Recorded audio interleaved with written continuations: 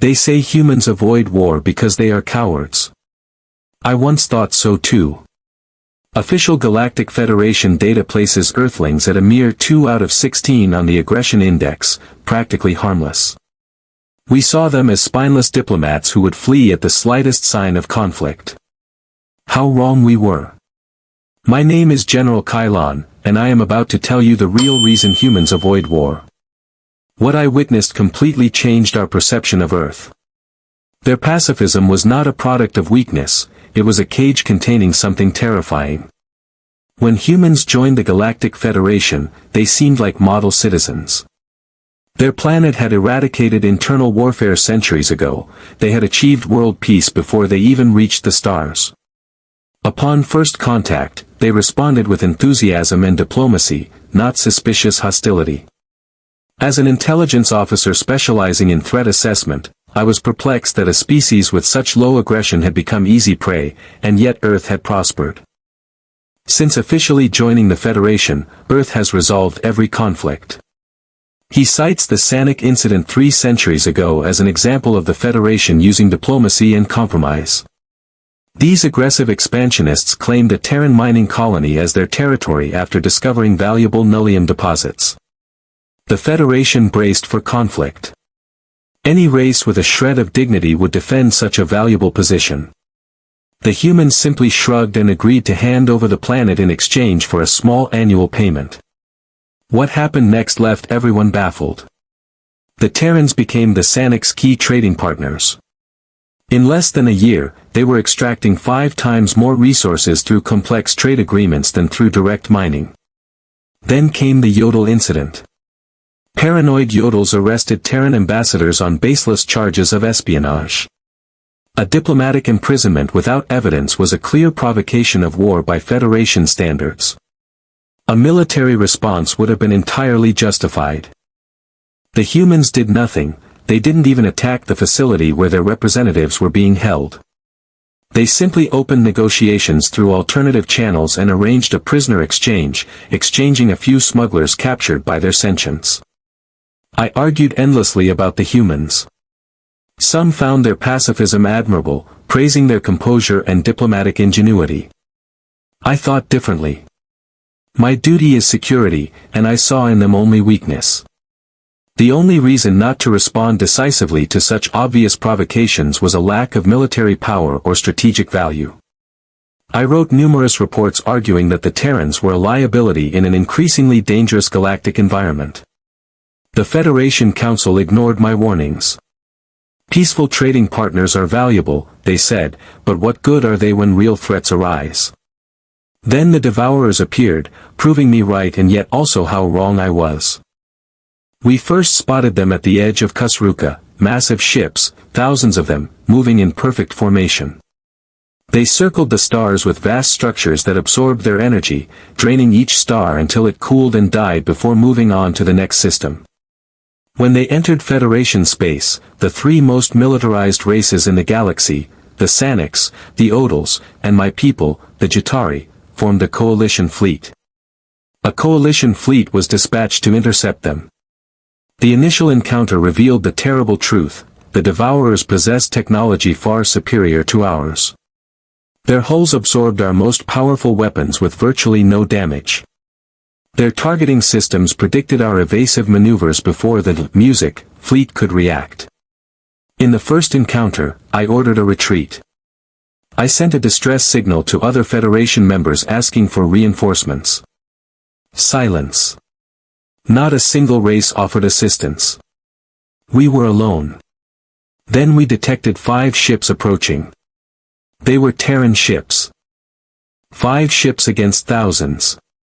What happened next revealed the truth about why humans avoid war, and I promise you it has nothing to do with cowardice. "Sir, we're talking Terran," my first officer announced. I heard a suppressed laugh in her voice. What were they going to do? Talk until the enemy died of boredom? A wave of nervous laughter rippled across the bridge. I silenced her with a raised hand. We needed all the help we could get, even if it was only symbolic. I gave the order to the human on the screen. A dark-haired man appeared on the screen. His uniform was immaculate, without the unnecessary medals and insignia typically worn by members of most militaristic races. Federation ship, this is Commander Mikkel Royfi of the Terran Union's Thermopylae. We are here to provide any assistance we can. I bowed my head in gratitude to Jatari. Thank you for coming, Commander Reverend. I am General Kylan. Your bravery has been noted, but the situation is critical. Rejoin our formation and help us cover our retreat. The human commander blinked several times, clearly confused. Our intent is to engage and destroy the enemy. My crew exchanged puzzled glances. Was this some kind of human joke? With 5 ships. With all due respect, Commander, there are thousands of devourers, and they have destroyed a fleet of our own size.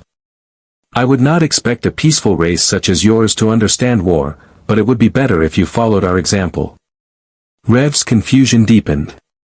You think humans are a peaceful race? What? Why do you think that? Now I was confused.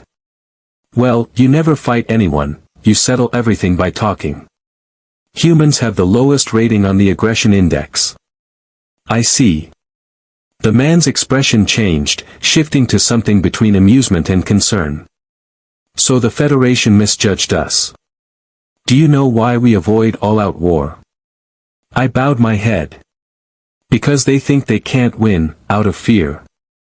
The man gave a dry, sarcastic laugh, devoid of humor.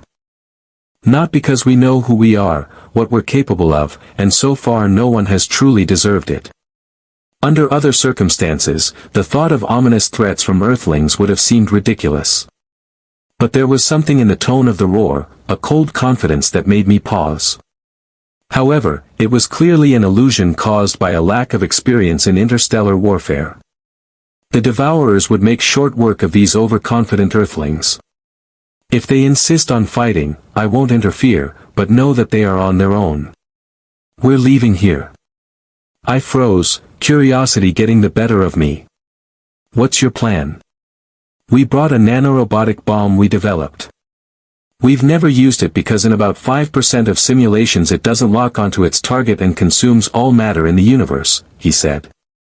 Commander Rofe, with such indifference that my mouth watered, said, but we programmed it to self-destruct after a few seconds. So it will probably work. I opened my eyes in alarm. Wait, did you just say it could destroy everything? Nike Carter ordered. Fire at the enemy in 5 seconds. Rofe commanded someone off camera, completely ignoring my protest. The Terran flagship fired a single missile. I wanted to say something else. The shell flew past the Devourer fleet without hitting a single ship. For a moment, I thought they'd completely failed. Then it detonated at the rear of the formation, and all hell broke loose. Space itself seemed to shake as the blast destroyed everything around it.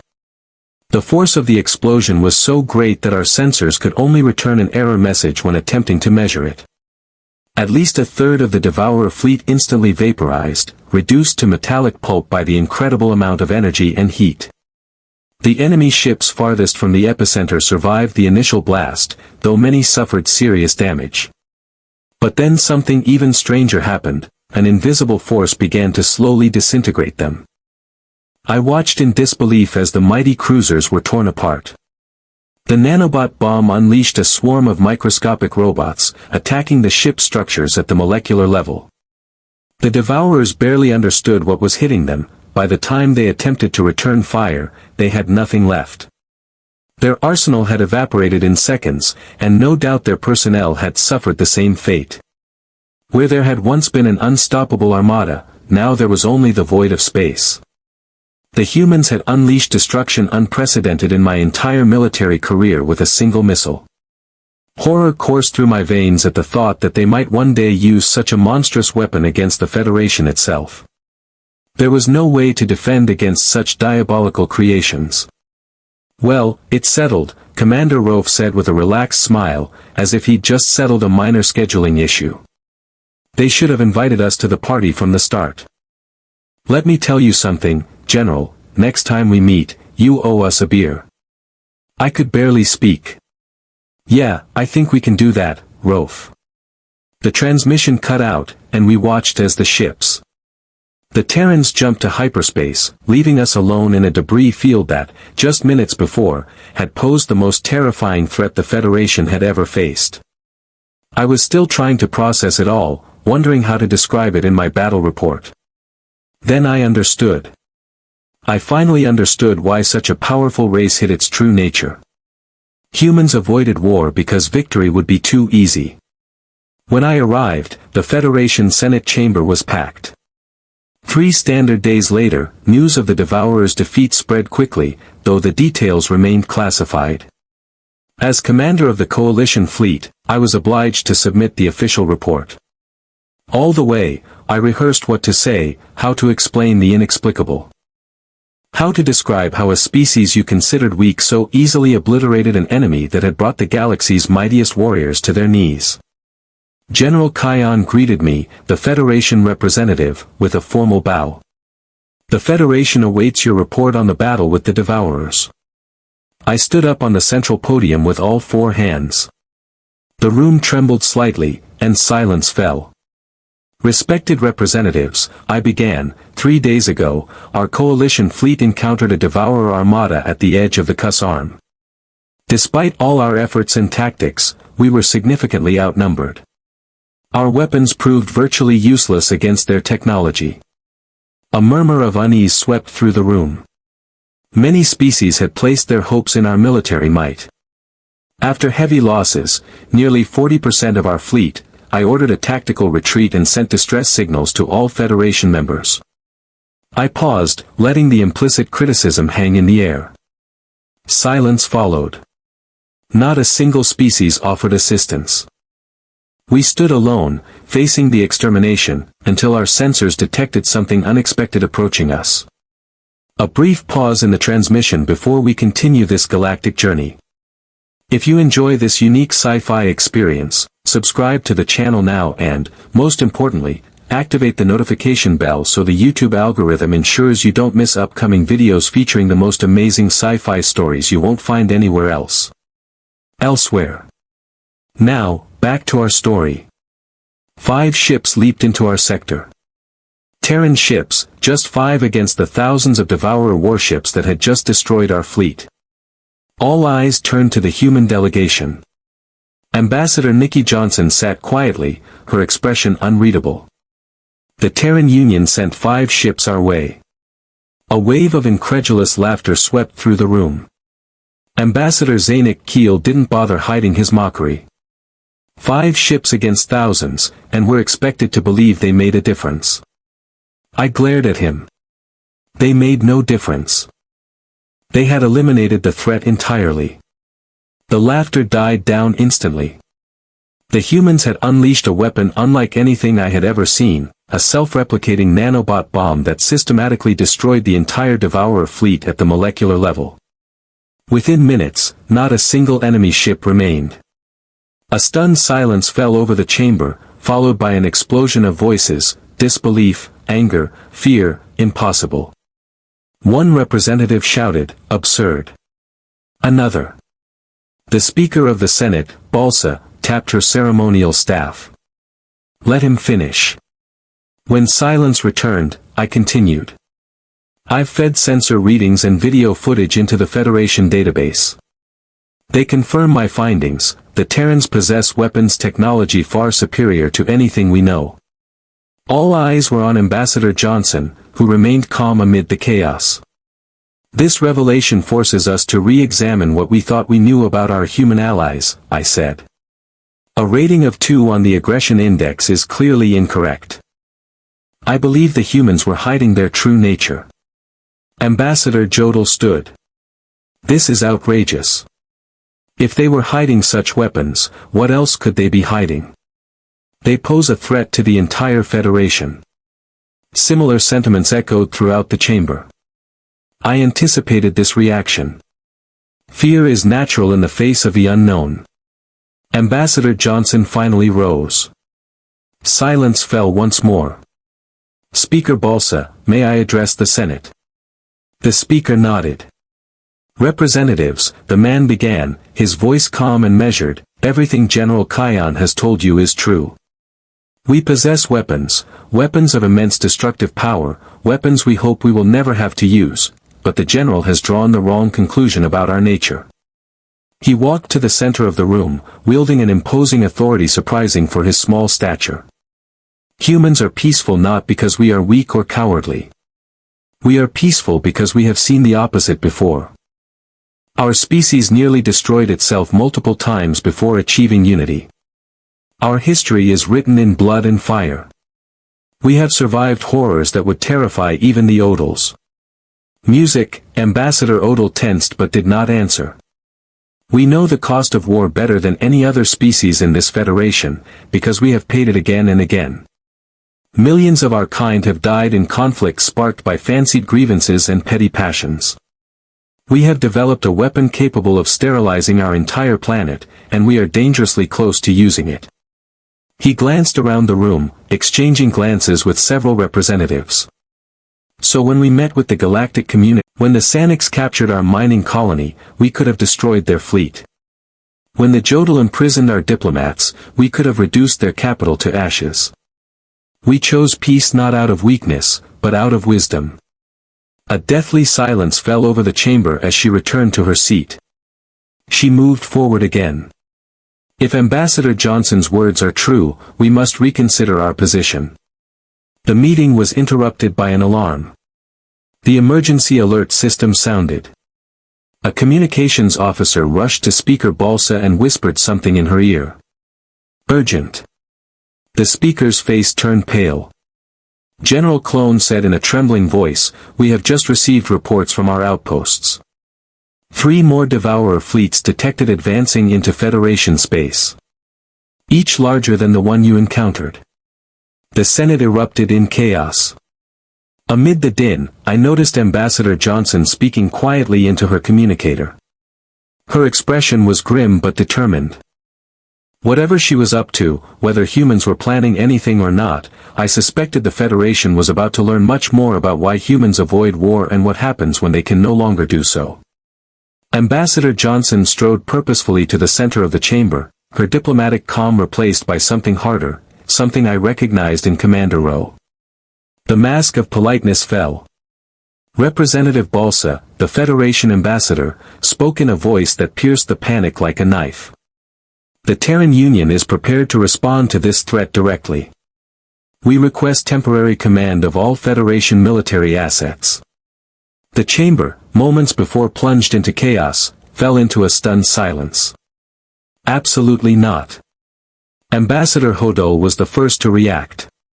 They expect us to bring our fleets under human control after hiding their true nature for decades. Johnson's eyes narrowed. The alternative is extinction. The Devourers have proven themselves impervious to conventional tactics.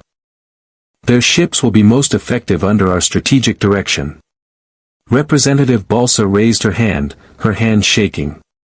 Federation Charter prohibits any single race from commanding the majority of our combined forces. Such power could be used for evil. With all due respect, Representative, I said without hesitation. I have seen with my own eyes what 5 human ships have accomplished against thousands of Devourer ships. If they wanted to conquer the Federation, they wouldn't need our fleets. An uneasy murmur swept the room. We have no time for debate, Johnson insisted. Our analysts predict that the Devourer fleets will reach populated systems in less than 36 hours. Every minute lost increases the casualty count. Ambassador Sanic clicked his tongue nervously. What exactly do you plan to do if you're given such authority? We have 3 carrier battle groups stationed at strategic points throughout Federation space.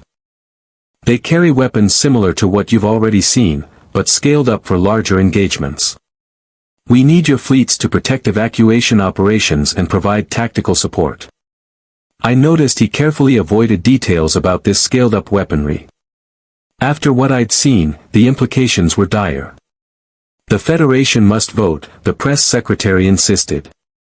Then vote quickly, Johnson replied. While the Senate deliberated in special session, I found myself alone with Ambassador Johnson in the hallway. She stood by the window, gazing at the stars. You knew they'd come back, I said. It wasn't a question, we suspected it. The Devourer's resource consumption patterns pointed to a centralized command structure. Destroying the fleet would provoke a retaliatory response. They could tell us so, and they would believe us. She turned to me, otherwise they would dismiss it as just another human exaggeration. I had no answer. She was right. Since when has Earth been prepared for this? I asked. From the first touch. Her gaze was unwavering. We learned this pattern from our own history. Peaceful species rarely survive in the universe. The universe rewards vigilance and strength, and yet they maintained a facade of pacifism. She smiled softly. It was not quite a facade. We truly prefer peace, but we have learned to prepare for war, whether we like it or not. Your weapons are terrible. She interrupted. We know. We have spent centuries perfecting an efficient method of killing. It is humanity's darkest talent. The door opened, and a Federation aide entered. The Senate has decided.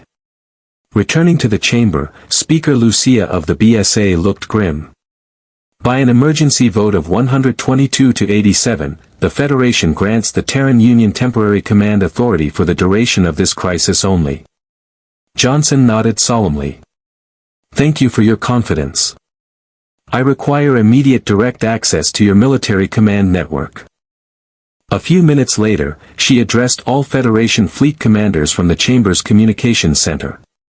This is Ambassador Johnson, acting under emergency authority. Federation ships are to comply with Egida's directive immediately.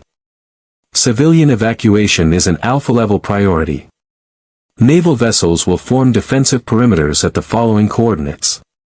She listed a series of star positions that seemed random to me, but I noticed several tactical ones. I nodded with sudden understanding. Terran carrier groups are deploying immediately. Expect human officers to rejoin their command groups within 3 hours. You are to provide them with their full cooperation. Commander Jodl countered, my crew will not obey the orders of your crew. They will do exactly as they are ordered, or they will be replaced. Johnson interrupted, his voice ironclad. This is not a diplomatic mission. This is a matter of survival. Jodl was silent. One last thing, she continued. What you are about to witness may be disturbing. The methods we will use against the Devourers are extreme. Remember, we use them to preserve life, not to take it without cause. She ended the conversation and turned to the assembled Senate. I recommend you return to your homeworlds. Be with your people. The next few days will be difficult. As the chamber emptied, I approached again. Ambassador, I would prefer to see this with my own eyes. Request permission to join your command ship. She looked at me for a moment. No, no more pretense, General. I am not truly Ambassador. I am Admiral Johnson, Commander-in-Chief of the Terran Fleet. Of course, it all made sense. The invitation still stands. General Kion, report to Pier 7 in 1 hour. The TSV retribution will be awaiting you. 6 hours later, I found myself on the bridge of a human warship unlike any I had ever seen. While Federation ships prioritized visible weapon systems and imposing silhouettes, the Retribution was sleek, almost featureless on the outside. Inside, it was a model of ruthless efficiency. The Terran officers moved with precise precision, without the ceremonial trappings common in my species' military. Their professionalism bespoke actual combat experience, not mere drills or border skirmishes. Admiral Johnson entered the bridge, and everyone visibly straightened. Situation report. Fleet orders issued. Devourers continue their advance, Admiral. Estimated time of interception of GM colony cluster, 18 hours. All civilian Federation vessels evacuate. Our carrier groups are taking position. She nodded. Deploy Sentinel platforms. On the main screen, I watched as the small craft separated from the human carriers, moving in precise formations around key strategic points. "What is this?" I asked. "The real reason humans avoid war," Johnson replied. "Because when we fight, we don't stop until the threat is completely eliminated." The platforms began to unfold, revealing complex structures that were somehow painful to look at. "You better prepare yourself," Johnson said. "What comes next will not be pleasant." The Sentinel platforms continued their transformation, unfurling like deadly mechanical flowers. Each revealed a central core, glowing with white energy light and pulsing to its own rhythm. "What exactly are we seeing?" I asked, unable to tear my eyes away from the screen. The nearby human officer, Lieutenant Chen by her badge, replied without looking up from her station, "Space inverters are creating rifts." Before I could ask what that meant, Admiral Johnson gave her next order: "All Federation ships, stand clear of the combat zone. Minimum safe distance, 3 light minutes. Repeat, 3 light minutes." The Federation commanders, to their credit, obeyed without question. Perhaps having seen the first Devourer fleet destroyed, they were convinced. "The Guardian network is online and synchronized, Admiral," the tactical officer reported. "Attack solutions are in place, awaiting your command." Johnson turned to me. "General Kalin, your people were the first to engage the Devourers in combat. Would you mind giving the order?" I blinked, my 4 eyes surprised. "I would be honored, Admiral." She nodded to the communications officer, who opened the channel. I took a deep breath. "This is General Kion of the Shatari Defense Force. Execute Guardian Protocol now." For a moment, it seemed as if nothing was happening. Then, on the tactical display, the Guardian platforms began firing concentrated energy beams. These beams weren't aimed directly at the approaching enemy fleets, instead, they intersected at points. It was in the empty space ahead of the Devourer fleets, where the aces were located, that space seemed to distort and warp. Small pinpoints of absolute darkness formed, no bigger than a needle from our perspective. "Stable and expanding cracks," Lieutenant Chen reported. "Gravitic lensing within expected parameters." On the display, these tiny pinpoints of darkness began to grow slowly, then with increasing speed. "What are those?" I whispered. "Artificial singularities," Admiral Johnson replied. "Miniature black holes." I looked at her in horror. Humans were creating black holes as weapons. The level of technological advancement and recklessness was unimaginable. "The Devourer fleets are responding," said another officer. "They're attempting evasive action, but it's too late for the enemy. The artificial singularities have grown so large that at this distance, escaping their gravitational pull was impossible. The nearest enemy ships were the first to suffer, their trajectories warping into the insatiable voids." "Event horizons established," Chen announced with clinical detachment. "First contact with enemy ships in 5, 4, 3, 2, 1.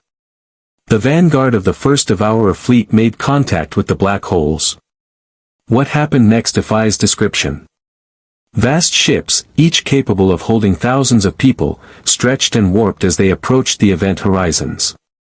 Time itself seemed to slow around them, their movements becoming slower and slower from our perspective.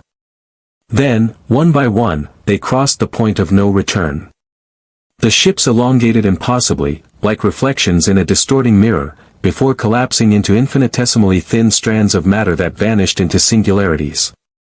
It was both beautiful and terrifying. 30% of targets neutralized, Chen reported. Devourer command ships attempting to coordinate a retreat, another officer reported. Admiral Johnson's expression remained impassive. Activate Phase 2. New orders spread across the Guardian network. Platforms not supporting singularities began to reorganize, forming a spherical structure around the retreating enemy ships. Defensive field initiating, Chen announced. An energy grid formed between the platforms, creating a massive bubble around the remaining enemy ships. The Devourers bombarded the energy field with weapons powerful enough to destroy a planet. The defensive field absorbed the attacks without flinching. Field integrity 100%, Chen reported. Quantum erasure ready, Johnson said. Proceed.